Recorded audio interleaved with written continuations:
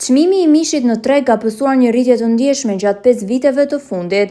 Sipas Instat, ky produkt bazë është shtrenjtuar me mbi 45%, duke u bërë gjithnjë më i përballueshëm për familjet shqiptare. Qytetarët pohojnë se për shkak të çmimeve të larta janë detyruar të ulin konsumin dhe të heqin dorë nga disa produkte të mishit. Blejmë më pak sepse nuk përballohet më, shprehen shumë prej tyre. Nga ana tjetër, ekspertët e ekonomisë dhe bujqësisë theksojnë se mungesa e mbështetjes për fermerët, rënja e blegtorisë dhe rritja e kostove të prodhimit kanë ndikuar drejt për drejt në këtë situatë. Sipas tyre, është urgjente që qeveria të ndërhyjë me politika konkrete subvencionesh dhe lehtësira për prodhuesit vendas për të frenuar këtë rritje dhe për të garantuar furnizimin e tregut me produkte cilësore dhe të përballueshme.